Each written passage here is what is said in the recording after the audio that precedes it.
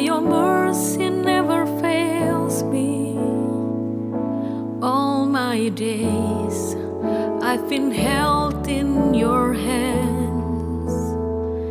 From the moment that I wake up until I lay my head, I will sing of the goodness of God.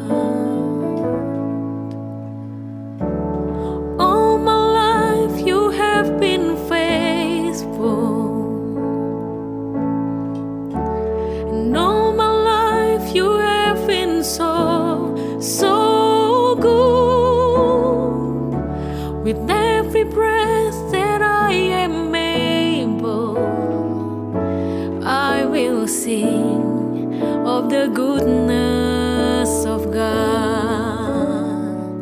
I love your voice. You have led me through the fire in the darkest night. You are close like no other. I've known you as a father, I've known you as a friend, and I have lived in the goodness of God. I have lived in the goodness of God. And all my life you have been faithful. And all my life you have been so, so good. With every breath that I am able, I will sing of the goodness of God. Your goodness is running after, is running after me. Is running after me. With my life laid down, I surrender now. I'll give you everything. Your goodness is running after, is running after me. Your goodness is running after, is running after me. Is running after, is running after me. With my life laid down, I surrender now. I'll give you everything. Your goodness is running after, is running after me.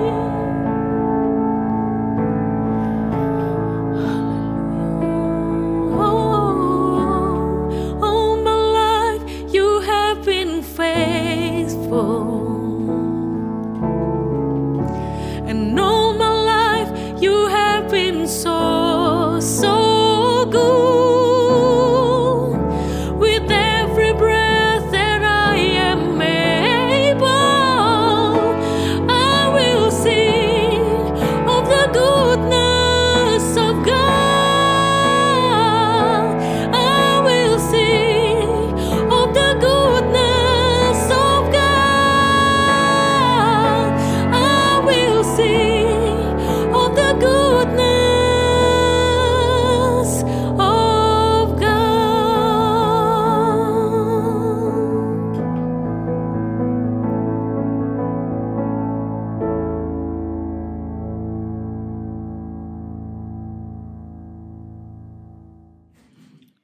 Selamat pagi Bapak Ibu yang dikasihi Tuhan. Judul renungan firman Tuhan pada pagi hari ini adalah gratis tapi mahal. Masih dalam suasana Natal dan Tahun Baru, maka belum terlambat jika saya ucapkan Selamat Natal dan Tahun Baru untuk Bapak Ibu dan saudara-saudara yang dikasihi Tuhan. Natal dan Tahun Baru identik juga dengan hadiah. Pernahkah Bapak Ibu Saudara menerima hadiah yang berharga? Hadiah yang kita terima memang gratis, tapi ada orang yang membeli dan membayar mahal untuk hadiah berharga yang kita terima itu. Pagi hari ini saya akan bicara mengenai keselamatan. Keselamatan yang kita terima memang gratis saat kita percaya kepada Yesus. Tetapi, keselamatan yang kita terima ini mahal, karena ada seseorang yang harus membayar mahal untuk ini, yaitu Yesus Kristus dengan nyawanya di kayu salib, Bapak Ibu. Maka dari itu, kita seharusnya menjaga keselamatan yang mahal yang sudah kita terima ini dengan cuma-cuma. Benar bahwa kita selamat karena iman percaya kepada Yesus Kristus, seperti disebutkan di dalam Efesus 2 ayat 8-9. Sebab karena kasih karunia, kamu diselamatkan oleh iman. Itu bukan hasil usahamu, tetapi pemberian Allah. Itu bukan hasil pekerjaanmu. Jangan ada orang yang memegahkan diri.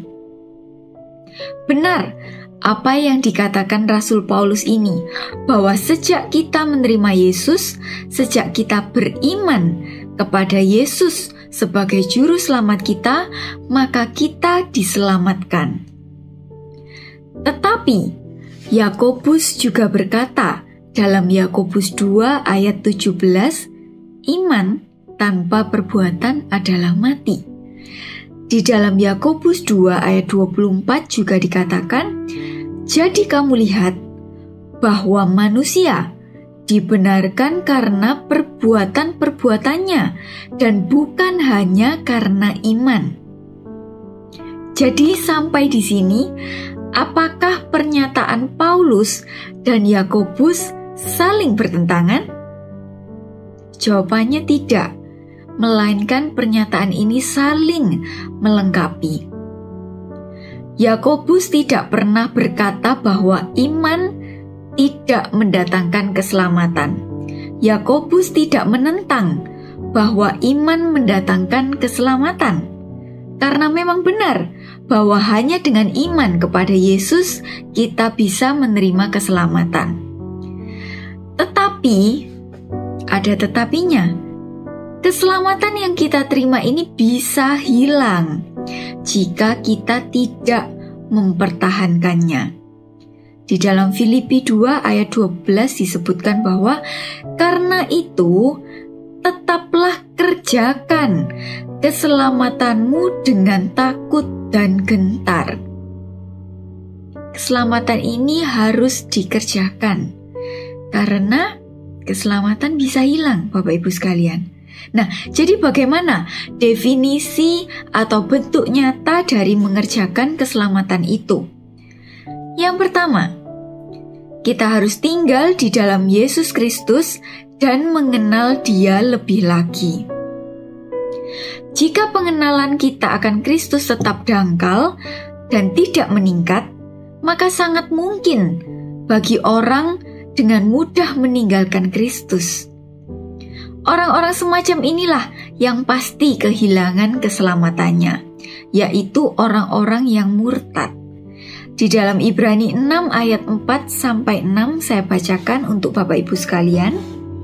Ibrani 6 ayat 4-6. Sebab mereka yang pernah diterangi hatinya, yang pernah mengecap karunia sorgawi, dan yang pernah mendapat bagian dalam Roh Kudus, dan yang mengecap firman yang baik dari Allah, dan karunia-karunia dunia yang akan datang. Namun yang murtad lagi tidak mungkin diperbarui sekali lagi sedemikian, sehingga mereka bertobat, sebab mereka menyalibkan lagi Anak Allah bagi diri mereka dan menghinanya di muka umum. Orang-orang yang dulunya pernah percaya kepada Yesus Kristus sebagai juru selamatnya, tetapi kemudian murtad dan meninggalkan Yesus sebagai penyelamatnya, maka orang-orang inilah yang pasti kehilangan keselamatan itu. Yang kedua, bagaimana kita mengerjakan keselamatan itu?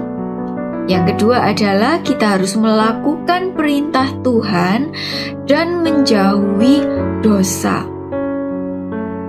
Karena kenyataannya tidak semua orang Kristen masuk surga. Tetapi orang-orang Kristen yang sungguh-sungguh hidup dalam pertobatanlah yang selamat. Efesus 5 ayat 5. Karena ingatlah ini baik-baik, tidak ada orang sundal, orang cemar, atau orang serakah, artinya penyembah berhala, yang mendapat bagian di dalam kerajaan Kristus dan Allah. Dikatakan dengan jelas, orang-orang ini tidak mendapat bagian di dalam kerajaan Allah.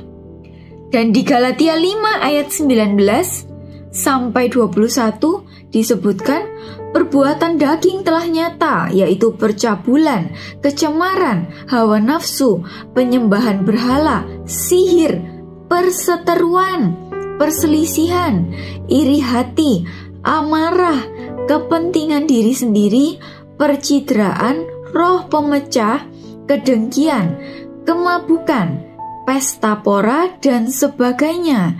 Terhadap semuanya itu kuperingatkan kamu, seperti yang telah kubuat dahulu, bahwa barang siapa melakukan hal-hal yang demikian, ia tidak akan mendapat bagian dalam kerajaan Allah. Orang-orang percaya yang hidup dalam kedagingan tidak akan mendapat bagian di dalam kerajaan Allah. Jadi dari pengertian ayat-ayat ini kita tahu bahwa kita tidak memegang paham sekali selamat tetap selamat, karena keselamatan itu jelas bisa hilang. Alkitab kita ini penuh dengan perintah dan larangan. Di Perjanjian Lama ada lebih dari 600 perintah dan larangan.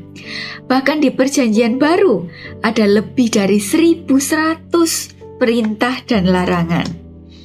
Kalau memang benar sekali selamat tetap selamat, maksudnya kita tidak bisa kehilangan keselamatan itu meskipun kita berbuat dosa. Jadi mengapa di Alkitab begitu banyak ada perintah dan larangan yang dibuat, Bapak Ibu sekalian? Orang Kristen yang sungguh-sungguh hidup dalam pertobatan pasti menyatakan imannya kepada Yesus melalui perbuatannya. Iman kita dapat dilihat melalui perbuatan kita, karena iman adalah sesuatu yang kita lakukan untuk menunjukkan bahwa kita percaya kepada Tuhan. Iman itu ada buktinya, bukan hanya sekedar perkataan, bukan hanya sekedar pernyataan omongan saja.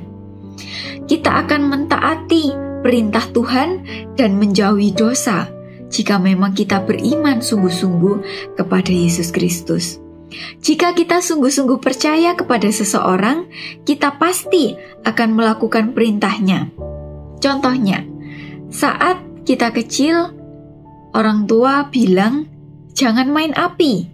Kita menurut. Karena apa? Karena kita percaya kepada orang tua kita. Kita tidak harus tes dulu, tetapi karena kita percaya, maka kita menjauhi apa yang dilarang oleh orang tua kita. Saat kita kecil juga, orang tua kita menyuruh kita untuk makan. Kita langsung makan, kita menurut. Karena apa? Kita tidak curiga ada racun di dalam makanan kita, karena kita percaya sungguh kepada orang tua kita. Tidak mungkin ada racun di makanan kita karena mereka begitu menyayangi dan mengasihi kita, Bapak Ibu sekalian. Sama dengan kita sekarang, jika kita sungguh-sungguh percaya kepada Tuhan kita Yesus Kristus, maka kita pasti akan berusaha untuk melakukan perintah Tuhan dan menjauhi dosa yang membuat hatinya sedih, Bapak Ibu. Maka mari saya ajak mulai tahun baru ini, kita sama-sama mau lebih lagi mendekat kepada Tuhan, mau lebih lagi menyenangkan hati Tuhan, agar kita benar-benar dapat menerima keselamatan kekal yang sudah Dia janjikan. Puji nama Tuhan. Mari kita tutup renungan ini dengan doa. Bapa di dalam surga, kami mengucap syukur Tuhan atas tahun baru Tuhan yang sudah bisa kami nikmati lagi ini Tuhan. Kami bersyukur kepadamu Tuhan karena Engkau memberikan kepada kami kesempatan untuk lebih lagi Tuhan mengenal Engkau Tuhan dan mengabdikan diri kami Tuhan kepadamu Tuhan. Terima kasih Tuhan, kami mau Tuhan hidup lebih lagi Tuhan untuk menyenangkan hati-Mu Tuhan, agar kami dapat menerima keselamatan yang sudah Engkau janjikan kepada kami Tuhan, dan akhirnya kelak Tuhan kami dapat bersama-sama dengan Engkau di dalam kekekalan itu Tuhan. Terima kasih Tuhan, terima kasih. Hanya di dalam nama Tuhan Yesus Kristus kami sudah berdoa. Amin. And all my life you have been so